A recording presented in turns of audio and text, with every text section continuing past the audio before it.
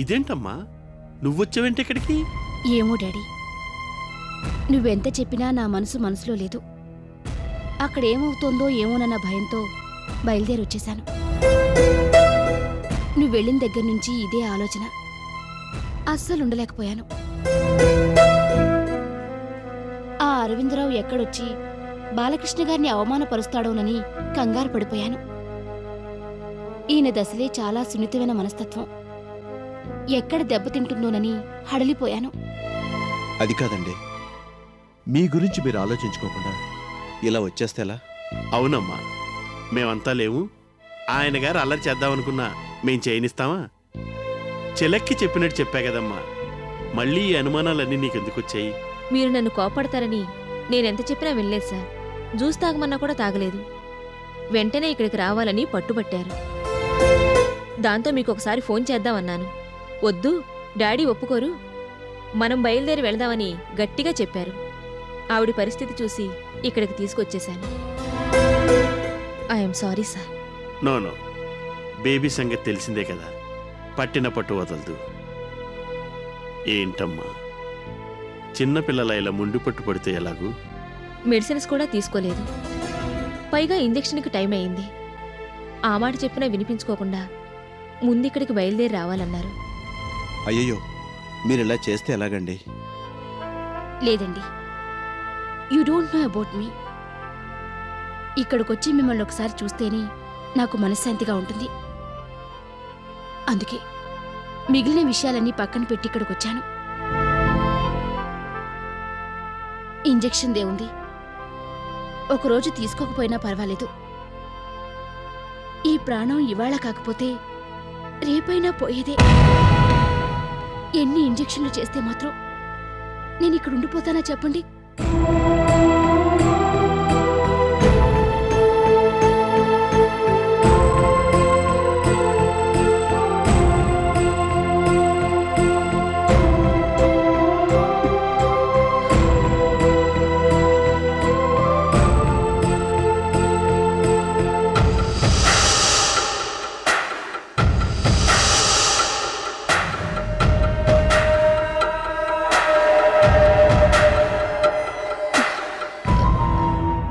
అది కాదు డాడీ, నా సంగతి అడుగుతావు సరే, అసలు విషయం చెప్పవేంటి?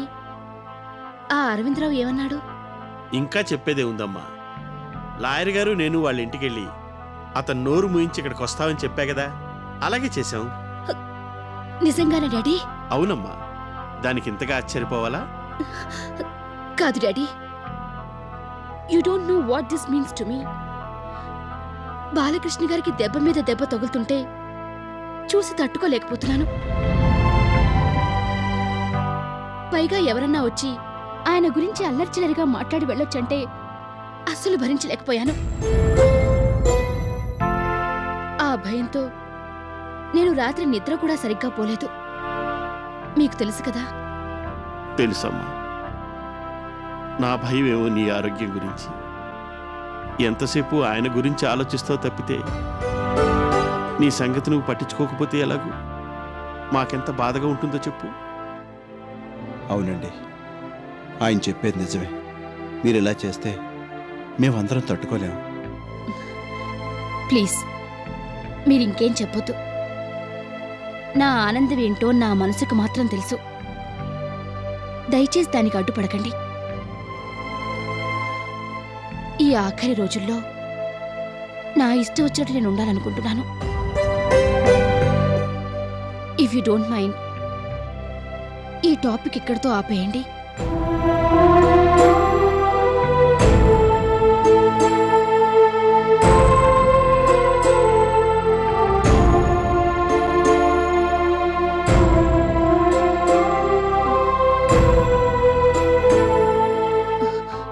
అయితే ఆ అరవిందరావు పీడ వదిలినట్టే కదా? ఎస్, 100%. Very good. ఆ మాట అన్నారు, నాకు చాలా ప్రశాంతంగా ఉంది. ఇప్పుడు నేను ప్రశాంతంగా చూస్తావుతాను. పద వెళ్దాం. అదేంటి మేడం, నేను ఇంజెక్షన్ కూడా ఇక్కడికి తీసుకొచ్చాను. ఇప్పటికే చాలా ఆలస్యమైంది. ఇక్కడ చేసేస్తాను. అవునండి, అప్పుడే వెళ్ళిపోతానంటే ఎలాగూ?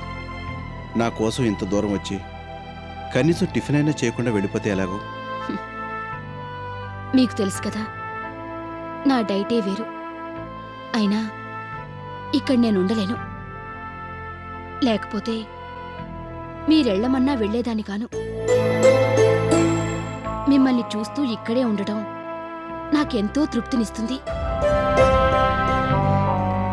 కానీ అందుకు నా శరీరం సహకరించదు. పైగా నా బాధల్ని చూస్తూ మీరు కుమిలిపోతారు.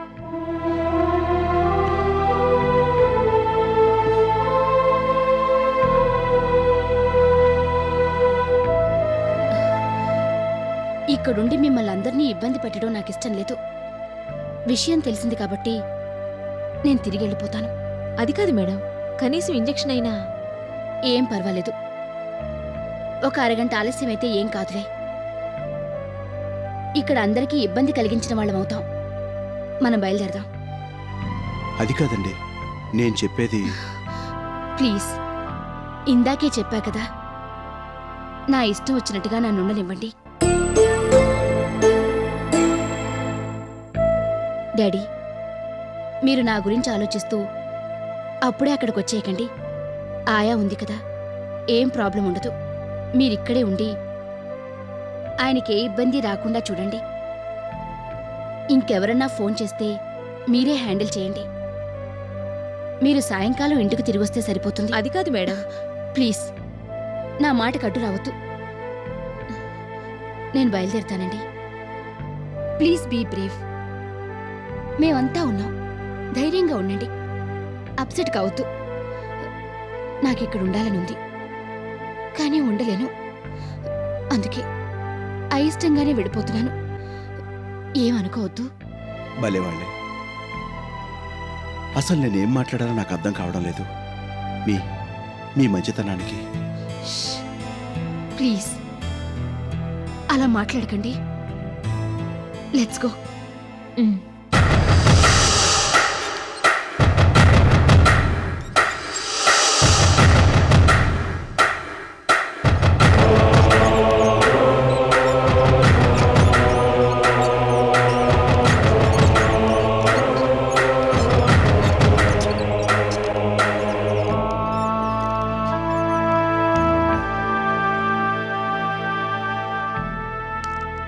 Are you sure? మీరు కూడా వెళ్తే బాగుంటుందేమో. లేదండి, ఇప్పుడు నేను వెళ్తే బేబీ చాలా బాధపడుతుంది.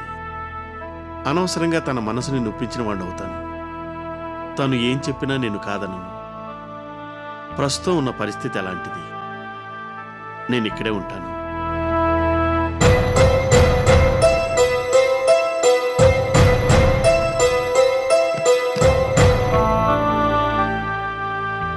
చూశారు ఆవిడ గొప్పతనం. ఆవిడ పరిస్థితిని పట్టించుకోకుండా ఎదురు మనకు ధైర్యం చెప్పి వెళ్ళింది. Really she's great. ఆవిడ గొప్పతనాన్ని మాటల్లో వర్ణించలేం. నిజమే, నాకైతే మతిపోయినంత పనైంది. నిజంగా నమ్మలేకపోతున్నాను. She's a very brave lady. మాటల్లో మర్చిపోయాను. లంచ్ రెడీగా ఉంది. ఇప్పటికే ఆలస్యమైంది. చేద్దాం పదండి. అలాగే. మీరు కూడా జాయిన్ కండి. లేదు, నేను ఇంటికి వస్తానని మా వాళ్లతో చెప్పాను. ఈ ఒక్క రోజుకి నన్ను ఎక్స్క్యూజ్ చేయండి. భలేవాళ్లే. దాందే ఉంది. మీరు వెళ్ళరండి. ఇంకేమన్నా ప్రాబ్లం వచ్చినా, ఎవరన్నా ఫోన్ చేసినా నాకు చెప్పండి. నేను వెంటనే వచ్చేస్తాను. అలాగే. మీకెందుకంత శ్రమ? నేనున్నాను కదా, నేను చూసుకుంటాను.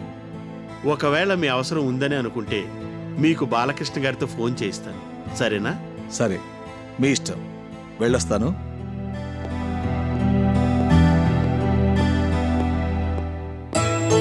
రండి, భోంచేద్దాం. నేను ఒకసారి బేబీ విషయం కనుక్కొని అక్కడికి వస్తాను. నాకు ఒక 10 నిమిషాలు టైం ఇవ్వండి. ఈలోగా బేబీ ఇంటికి వెళ్ళిపోతుంది. ఫోన్లో ఆయతో మాట్లాడి నేను వచ్చేస్తాను. మీరు స్టార్ట్ చేయండి. భలేవాళ్లే. మీరు లేకుండా నేనెలా మొదలు పెడతాను? నిజమే, మీరన్నది కరెక్టే. ముందు సన్నుత్ గారి పరిస్థితి తెలుసుకున్నాక మనం భోజనం మొదలు పెట్టచ్చు. నిజంగా ఆవిడది ఎంత గొప్ప మనస్తత్వం అండి. మాటల్లో వర్ణించలేం.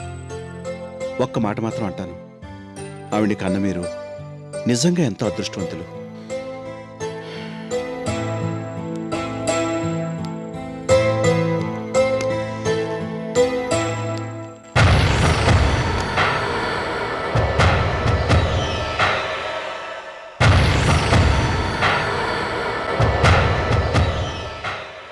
మై డియర్ బాలకృష్ణ, మా అదృష్టం గురించి ప్రస్తుతం మర్చిపో బాబు. నీకు చుట్టుకోబోయే దురదృష్టం గురించి ఆలోచించు. అయినా ఎలా ఆలోచిస్తావులే, నీకు రోజులు బాగోలేదు. అందుకే మా గుప్పెట్లో చిక్కుకున్నావు. మేం బిగించబోయే ఉచ్చులో ఇరుక్కుని గిలగిలలాడబోతున్నాం.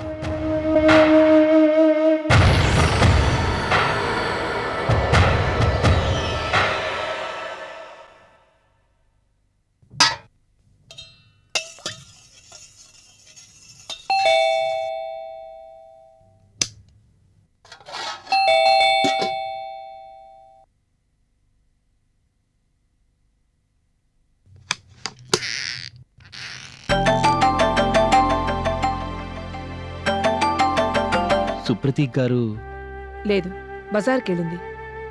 ఇంతకు ముందే వెళ్ళింది. ఎప్పుడు తిరిగి వస్తారు? ఏమో మరి, ఇప్పుడప్పుడే రాదు. అలాగా? అవును. పోనీ వచ్చేంత వరకు మీరు ఇలా లోపల కూర్చోండి. అక్కర్లేదు, పెద్ద అర్జెంట్ వర్క్ ఏం కాదు. నేను మళ్ళీ ఎప్పుడైనా వస్తాను. ఆగండి. ఇఫ్ యూ డోంట్ మైండ్, ఒక్క నిమిషం అలా లోపలికి వస్తారా? మీతో కొంచెం మాట్లాడాలి. నాతోనా? అవును. సరే పదండి. అలా కూర్చోండి. పర్వాలేదు. మీరు సుప్రతీకకు బంధువా? కాదు. స్నేహితులా? చెప్పండి. కాదండి. అయినా ఎందుకలా అడుగుతున్నారు? తెలుసుకోవడానికేగా ఎవరైనా అడిగేది. అయితే తనకి మీరు ఫ్రెండు కాదు, బంధువు కాదు, అంతే కదా? అవునండి. ఇప్పుడు కూడా జస్ట్ క్యాజువల్గా వచ్చారు, పనేమీ లేదు, అంతే కదా? అవును. ఇవన్నీ ఎందుకు అడుగుతున్నారు? ముందు అడగనివ్వండి, తర్వాత మీకే తెలుస్తుంది. సరే. అయితే అర్జెంట్ పని లేకపోయినా మీరు సుప్రతీక కోసం ఇక్కడి దాకా వచ్చారు. అవును. మొన్న సుప్రతీక కోసం మీరు ఇక్కడికి వచ్చినప్పుడు తనతో మాట్లాడడానికి చాలా ఇబ్బంది పడ్డారు. ఎందుకని? అది అది పైగా మీరు తనకి పెద్దగా పరిచయం లేరని సుప్రతీక అంతకుముందు ఖచ్చితంగా చెప్పేసింది. మీరిక్కడ ఉన్నంతసేపు తను కూడా చాలా ఇబ్బంది పడిపోయింది. మీరు కూడా ఏదో మాట్లాడాలనుకుని ఇంకేదో మాట్లాడి వెళ్ళిపోతున్నట్టుగా ప్రవర్తించారు. ఇఫ్ ఐఎమ్ నాట్ రాంగ్, మీ మనసులో ఇంకేదో ఉంది. ఎందుకలా ఉలిక్కి పడుతున్నారు? చెప్పండి. అబే, అలాంటిదేం లేదండి. అసలు అది... ఎందుకలా నీళ్లు నవ్వుతున్నారు? అయినా మీ మనసులో మాటేంటో నిర్మోహమాటంగా చెప్పొచ్చు కదా. విషయం నాంచడం దేనికి? అసలు నా మనసులో ఏమీ లేదండి. అబద్ధం. అవును, నేను మిమ్మల్ని ఆ రోజు బాగా అబ్జర్వ్ చేశాను. మీరు సుప్రతీకకి ఏదో చెప్పాలనుకుంటున్నారు, తనతో మాట్లాడాలని తపన పడిపోతున్నారు. కానీ ఆ మాటని పైకి చెప్పుకోలేక ఇబ్బంది పడిపోతున్నారు. అదంతా నేను చూశాను. మీకెందుకో సుప్రతీకని చూడాలని, కలవాలని, తనతో మాట్లాడాలని బాగా ఉంది కదా? అది అది అదేం లేదండి. భలేవాళ్లే, లేదని అంటారేంటి? అయినా ఇదంతా తప్పని మీరు అనుకుంటున్నారా? అబ్బే, నేనలా ఎందుకు అనుకుంటాను? మరి నిజమెందుకు చెప్పడం లేదు? అలాంటిదేం లేదండి. ఏమన్నా ఉంటే చెప్తాను కదా. లేదు, మీరు నిజం దాస్తున్నారు. మీ మనసులో ఇంకేదో ఉంది. లేకపోతే పరిచయం లేని వ్యక్తి కోసం ఇలా మాటిమాటికి వస్తూ పోతూ ఉండరు, ఇంతగా ఇబ్బంది పడిపోరు.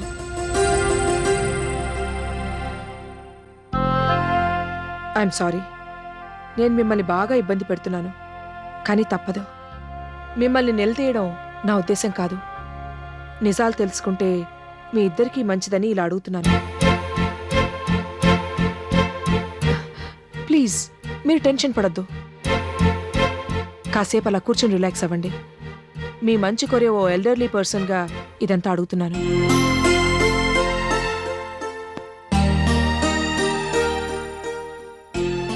నేను సుప్రతీకకి దూర బంధువునే, కానీ ప్రస్తుతం తనకి చాలా దగ్గరయ్యాను.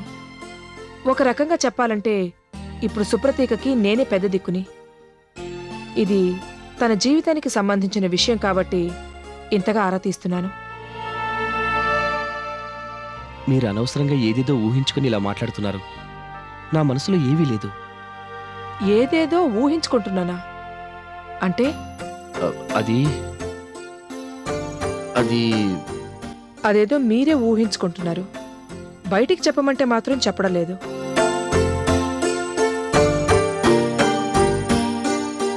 చూడండి, ఇలాంటివి నేను చాలా చూశాను. ఆ అనుభవంతోనే ఇదంతా పసిగట్టాను. మీరు కేవలం క్యాజువల్గా సుప్రతీకని కలిసి వెళదామని ఇక్కడికి వస్తున్నారని నేను అనుకోను. మీ మనసులో ఏముందో చెప్పండి. నాకు ఫ్రాంక్గా మాట్లాడేవాళ్ళంటే ఇష్టం. మీరేం చెప్పినా నేను కోపం తెచ్చుకోను, మిమ్మల్ని తప్పు పట్టను. అది అది ప్లీజ్ చెప్పండి. పోనీ నేను చెప్పనా? మీరా? అవును. ఒకవేళ నేను అనుకునే తప్పైతే నిర్మోహమాటంగా చెప్పేయండి. నేనలా అన్నందుకు మాత్రం నన్ను తప్పు పట్టద్దు, సరేనా? నేనేం అనుకోను, అడగండి. మీరు ఆ రోజు సుప్రతీకని అభిమానిస్తున్నట్టుగా చెప్పారు, అవునా? అవును. నేను మాత్రం ఇంకో విషయాన్ని క్లియర్గా తెలుసుకున్నాను. ఏంటది? అది కేవలం అభిమానం మాత్రం కాదు, అది అనురాగంగా మారిందంటాను. కాదంటారా?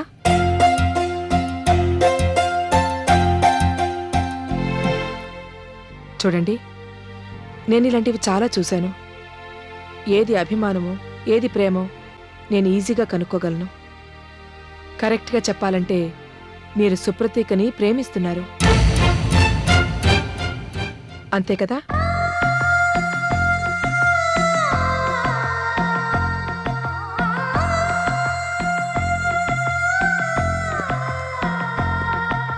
అదేంటండి, ఏ విషయం చెప్పకుండానే నిలబడిపోయారు?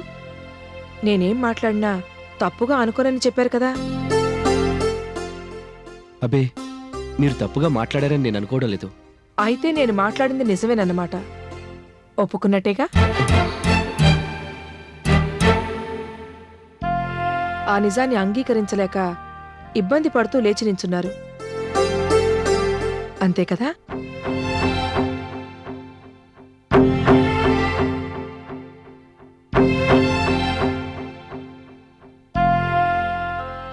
చూడండి, మీరు నాకేం చెప్పక్కర్లేదు. మీరు సుప్రతీకని ప్రేమిస్తున్నారని ఆ రోజే అర్థమైపోయింది. కాకపోతే ఒక్క విషయం. ఏంటది? మీ పెళ్లి గురించిన నిర్ణయం మీరే తీసుకుంటారా, లేక మీ పెద్దవాళ్ళు చెప్పినట్టు నడుచుకుంటారా? ఏ, ఎందుకలా అడిగారు? ఏం లేదు, కారణం ఉండి అడుగుతున్నాను, చెప్పండి. పెళ్లి విషయంలో తుది నిర్ణయం నాదే. ఎవరు చెప్పినా నేను ఇన్ఫ్లుయెన్స్ కాను. గుడ్. అయితే చెప్పండి, మీకు సుప్రతీక బ్యాక్గ్రౌండ్ గురించి తెలుసా? మిమ్మల్నేనండి అడిగేది. తన బ్యాక్గ్రౌండ్ గురించి మీకు తెలుసా? అది అది ఓహో, మిమ్మల్ని చూస్తుంటే తెలుసని అనిపిస్తోంది. తనకి అంతకు ముందే పెళ్ళైందన్న విషయం తెలిసి కూడా మీరావిడ్ని ప్రేమిస్తున్నారన్నమాట.